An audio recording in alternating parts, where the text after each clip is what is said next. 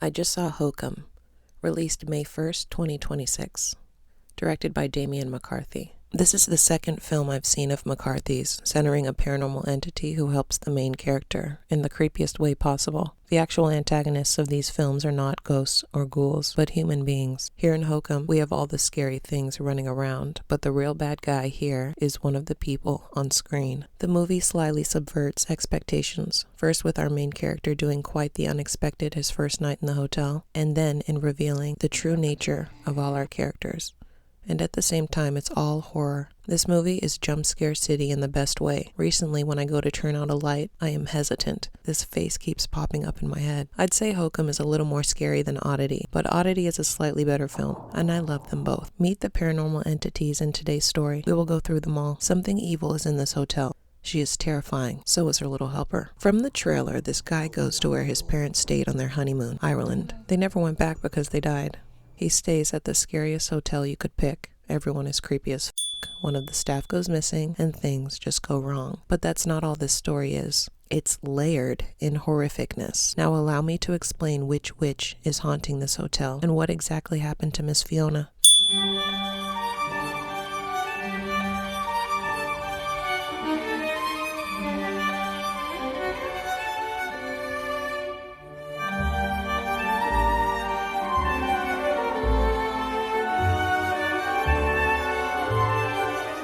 The movie starts out with a man and a boy in the desert. Thirsty and hot in the sun, it looks like they've been walking forever.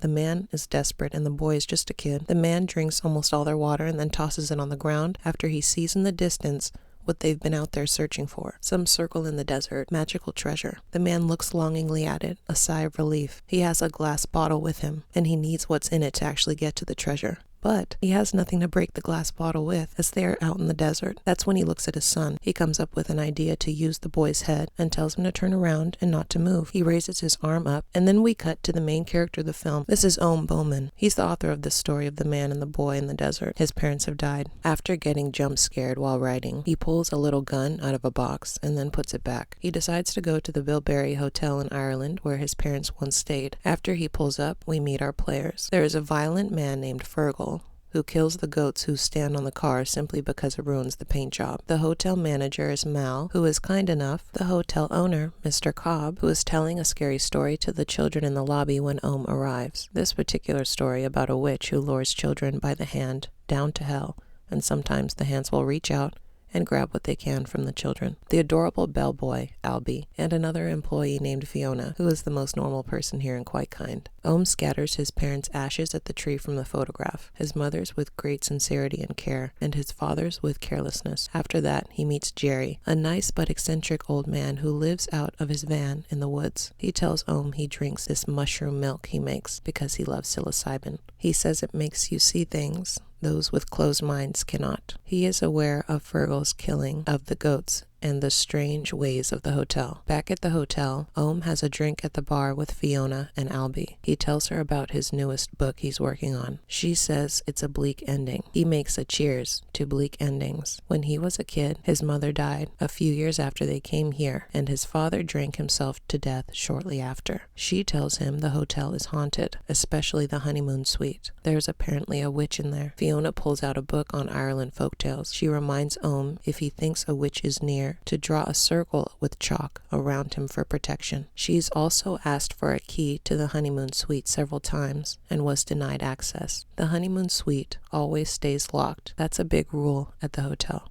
Albie comes over and tells his story of when he saw the witch. He was alone one night in the elevator when her face popped up in the dark. Ohm says Hokum and just drinks his drink. Albie asks a drunk Ohm to look over his manuscript, and Ohm refuses, insults him, and then burns Albie's hand with a spoon. Albie runs off upset. Ohm is unmoved. Fergal sees this and cuts Ohm off. Later, after Ohm goes to bed, his wallet and the photograph of his mom are left at the bar where he was sitting. So Fiona and Albie go to his room to give it to him. Although it says do not disturb on the door, Fiona tells Albie they must go in because she has a strange feeling. When they do, they see Ohm hanging from the ceiling. I was like, oh shit, the main character just tried to off themselves 20 minutes into the film. It doesn't work. Ohm lives, and a couple days later, he is back to gather his stuff at the hotel. The manager says the hotel is closing for off-season, and that also Fiona is missing. Ohm is shocked at this because Fiona is the nicest person there. Who would want to harm her? Even though she is missing, no one is really making a big deal about the situation. But Ohm is genuinely worried. She is the one who insisted they go into the room to check on him. She is also who cut him down when he was hanging there. She has saved his life. He has to find her. Even though he's kinda dickish, she still has a heart. I really like Adam Scott as Ohm. Mal, the hotel manager, says it was probably Jerry that took her. The cops are looking for him now. Apparently, he killed his wife 10 years ago. He's also the oddest one here, so if someone goes missing, it's gotta be him, right? Mal also says Fergal saw Jerry and Fiona talking before she went missing, so it's not looking good for Jerry. When Ohm leaves the manager's office, there is Fergal, helping the hotel shut down and not looking very happy to see him. He basically makes fun of Ohm, who is still in a fragile state, and tells him to leave. Ohm asks about Fiona, and Fergal says it's Jerry who has taken her, obviously, and when he finds him, he's going to take him to the police. Ohm goes to find Jerry deep in the woods and talks to him. He did kill his wife, but it was her request to put her out of her misery, and she visited him one day when he was tripping and thanked him. This opens Ohm's eyes a little bit, that maybe there are things out there that the closed-minded simply cannot see. After Fiona went missing, Jerry broke into the hotel at night when no one was there and saw Fiona's ghost. He didn't take her. He says she popped up and was pointing at the honeymoon suite manual service bell, him coming to the conclusion that she must have been giving him a message that she's actually in there. Ohm and him go to the hotel that night when everyone is gone. While Jerry is grabbing the key, he is attacked and taken by Fergal. He wants to turn Jerry in. Fergal didn't see Ohm, so he takes the key and goes up to the honeymoon suite by himself. In there, he keeps drinking from his flask. He gets tired and lays on the scariest bed I've ever seen in my life. After sleeping overnight, he is awoken by this scary figure, but it's only a dream and actually the manager. He is shocked to find Ohm there and tells him he must leave. Ohm tells Mal what he is doing there, but the manager is being a little strange. When they go over to a wall that has a dumbwaiter, the manager insists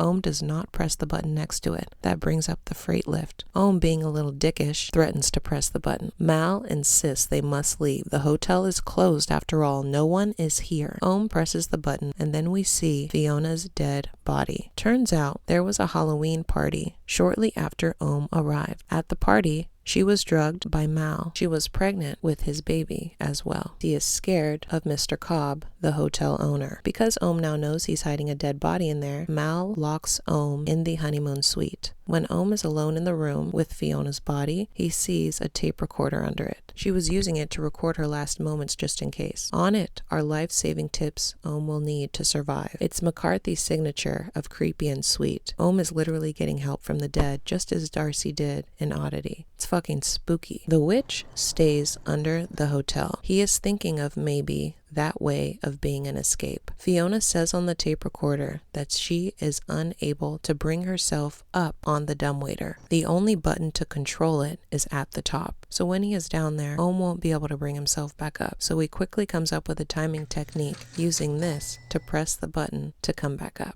It just moves by itself as it's on a timer with a clock. He goes down there and it's like a dimly lit old-timey hallway. He sees the witch and comes right back up just in time. This part scared the shit out of me. The thing almost seems like it's not gonna hit the button and just leave him down there, but it eventually does hit the button and brings him up before he gets snatched by the witch. When he makes it back up to the room, the button is pressed again and the freight goes back down. Who's down there? The witch. She comes up to the room being scary as shit. She chases Ohm and he hits the gross bathtub water. She is cackling and running after him. He finds chalk in his pocket and remembers about the circle, so she can't get to him. He drew it around the bed. She gets in the room and just smiles and stares at him. He has a dream that night. It's of a little boy who accidentally shoots his mom, killing her, while the little boy is watching this thing on an old school TV. The next day, Jerry has escaped Fergal because he jumped out of his car from the back. He goes back to the hotel for Ohm, and Mal shows up. Mal tries to convince Jerry to leave, saying he personally got Ohm a cab to the airport, that Ohm is long gone. But Jerry, like Fiona, can't just leave if something feels wrong, much like she did when she saved Ohm's life the first time. So he threatens Mal with a hatchet to give him the key to the honeymoon suite. Mal does this, and while Jerry is working his way up to the room, he sets the hotel on fire in the lobby. He does not want his murder of Fiona and their unborn child getting out. Then he takes Fergal's crossbow. Jerry is upstairs and has Ohm completely freed when he is shot with a bow by Mal. He is killed trying to help Ohm. Ohm has limited options because the hotel is on fire. Upstairs, he is being visited by this thing again on the TV. It's like, "Hello, boys and girls. This little boy killed his mom. Don't you hate him?" Stuff like that. He decides to go down below again, but that's where the witch is. When he gets down there, he hears Fiona's last recording. She is panicking and sees something in the dark before she screams, and it gets her. It was the witch.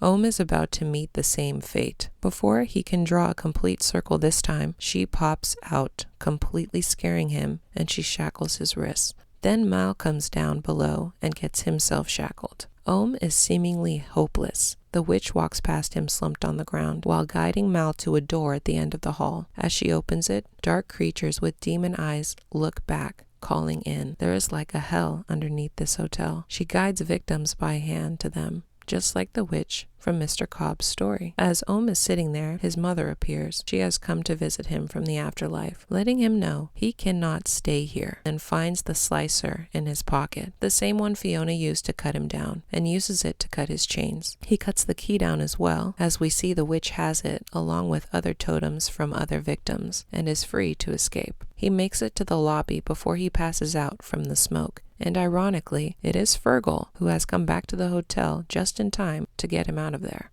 At the hospital, Ohm wakes up and Albie is there. Ohm finishes his novel about the father and the son in the desert. Instead of killing his son to break the bottle and get to the treasure, the man tells the boy he loves him and to smash the bottle on his head as hard as he can so that his son can have a chance. But the boy throws the glass bottle to the wind and hugs his father, love being all they need. This man and father obviously being stand-ins for Ohm and his late father, who he thought hated him because of his accidentally murdering his mother when he was a kid. But his dad probably loved him just the same, just couldn't cope and turned to beverages. In the hospital, Albie admits to spiking Ohm's flask with mushroom powder, the same kind Jerry uses. After he was mean to him at the bar, this probably saved his life, as he was more open to the spiritual, and his mother, who helped him escape in the end. But then what if that means there really was nothing to escape, and he was just having a bad trip the whole time? Well, we see him in the hospital bed, and he looks down at his wrists, and they are in fact bruised from the witch shackling him in the basement.